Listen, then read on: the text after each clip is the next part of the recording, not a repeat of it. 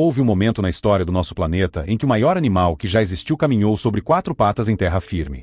Há cerca de 50 milhões de anos, o ancestral mais antigo conhecido das baleias era o Paquicetus, um mamífero quadrúpede, do tamanho de um lobo, que vivia na região onde hoje fica o Paquistão. Totalmente adaptado à vida terrestre, ele começou, pouco a pouco, a frequentar águas rasas. O que levaria um animal acostumado ao solo decidir entrar no mar? A resposta está em 2 instintos básicos: a busca por alimento mais fácil e abundante, e a necessidade de fugir de predadores perigosos que dominavam a Terra naquela época. Com o tempo, esse pequeno hábito mudou todo o destino da espécie. O Paquicetus passou a viver cada vez mais dentro d'água, dando início a uma das jornadas evolutivas mais impressionantes que a Terra já viu. Quem visse aquele pequeno predador peludo na beira da praia jamais imaginaria que, milhões de anos depois, ele daria origem aos gigantes dos oceanos.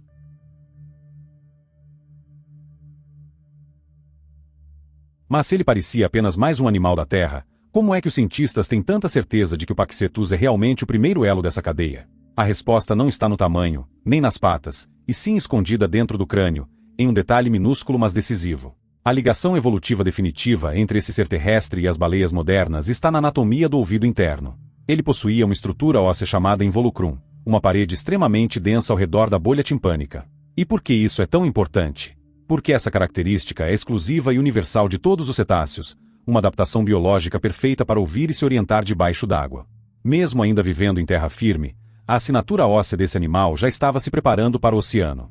É a prova irrefutável de que a evolução deixa rastros permanentes, permitindo que a ciência conecte o passado terrestre ao presente marítimo. Agora que sabemos de onde começou tudo, vem uma pergunta que muita gente erra. Se você tivesse que escolher qual animal vivo hoje é o parente mais próximo das baleias, qual seria? Muita gente pensa logo em tubarões ou grandes peixes, mas a resposta vai te surpreender. Análises genéticas e de estrutura corporal revelam que as baleias pertencem à ordem dos artiodáctilos, os mamíferos de cascos com dedos pares. Isso quer dizer que, evolutivamente falando, o primo legítimo das baleias em terra firme é o hipopótamo. Parece difícil de acreditar. Um gigante dos mares compartilha a mesma base genética de um animal que vive nos rios da África. E a família não para por aí. Também são parentes próximos animais como vacas e até girafas. Essa árvore genealógica inesperada mostra como a evolução seguiu caminhos incríveis, separando irmãos de sangue em mundos completamente diferentes. Uns ficaram nos campos e rios, outros conquistaram as profundezas do oceano. Mas a mudança não aconteceu de uma hora para outra, e é nas formas de transição que vemos a natureza trabalhando passo a passo. Poucos milhões de anos após o Paquicetus, surgiu uma criatura fascinante, o Ambulocetus. Seu nome não foi escolhido ao acaso, significa literalmente a baleia que caminha. Ele era um animal anfíbio, com uma aparência que lembrava muito a de um crocodilo moderno, mas coberto de pelos. Como será que ele se movia? Tinha patas traseiras grandes, alongadas e com membranas entre os dedos, que funcionavam como nadadeiras naturais. Em terra, andava de jeito um pouco desajeitado, arrastando o corpo, mas na água, era um nadador forte e um caçador implacável.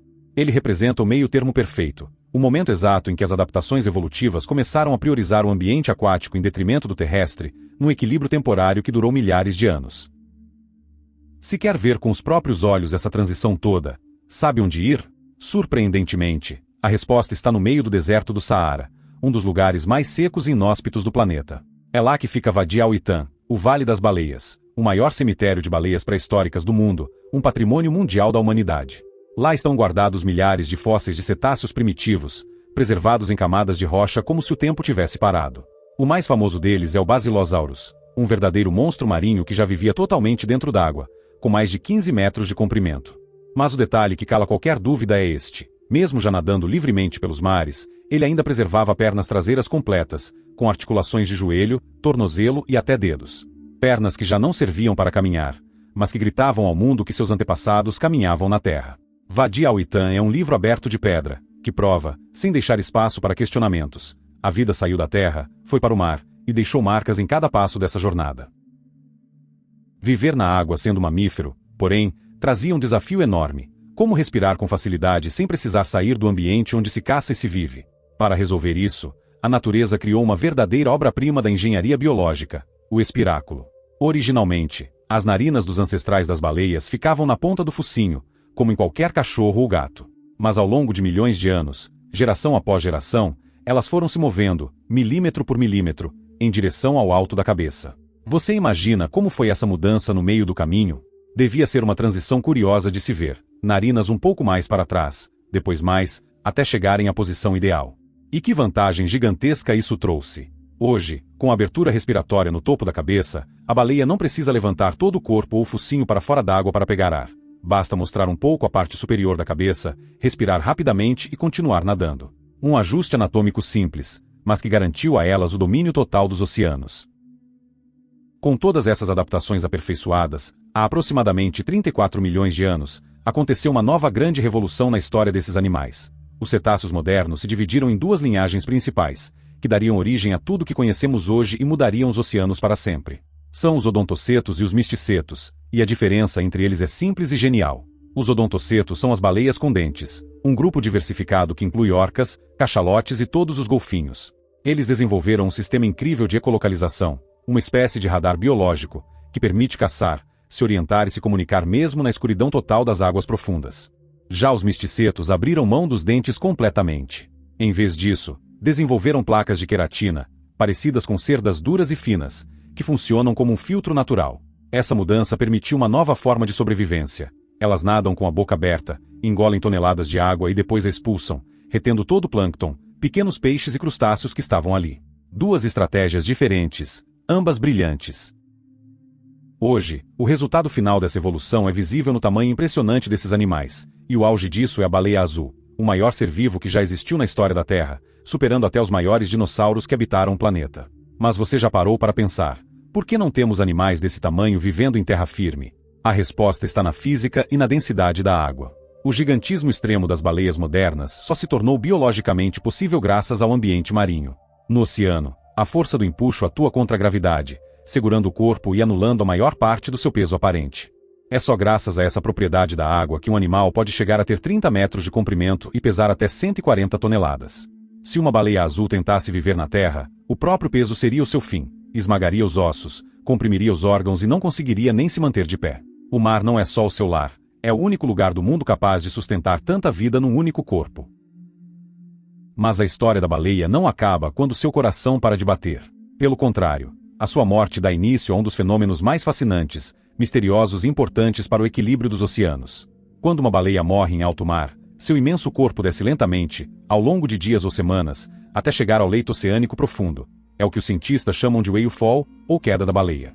Lá embaixo, nas profundezas abissais, onde a luz do sol nunca chega e a comida é extremamente escassa, a chegada de uma carcaça muda tudo. É como a abertura de um oásis num deserto escuro e vazio. Você tem ideia da quantidade de energia que esse corpo carrega? Uma única baleia introduz no fundo do mar uma quantidade maciça de carbono orgânico e nutrientes que equivale a até 2000 anos de detritos que chegam normalmente à superfície. É alimento caindo do céu para quem vive nas profundezas. E essa presença não dura apenas alguns dias. Uma só carcaça gera um ecossistema inteiro que pode permanecer ativo por mais de 50 anos, passando por 3 fases ecológicas bem definidas. No início, grandes necrófagos como tubarões e peixes retiram os tecidos moles. Depois, caranguejos, camarões e pequenos organismos colonizam os sedimentos ao redor, aproveitando os restos. Por fim, surgem os especialistas mais estranhos e incríveis da natureza. Os vermes do gênero Zedax, também conhecidos como vermes zumbis, que perfuram os ossos para extrair gorduras e lipídios armazenados ali.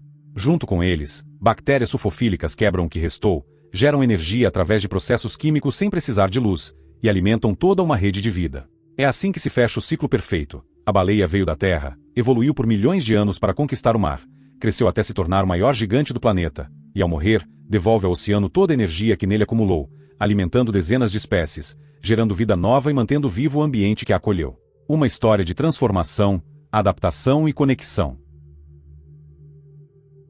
Gostou de conhecer essa jornada incrível da evolução das baleias? Deixe sua curtida. Comente qual parte você achou mais surpreendente e inscreva-se para mais histórias fascinantes sobre a vida e os mistérios do nosso planeta.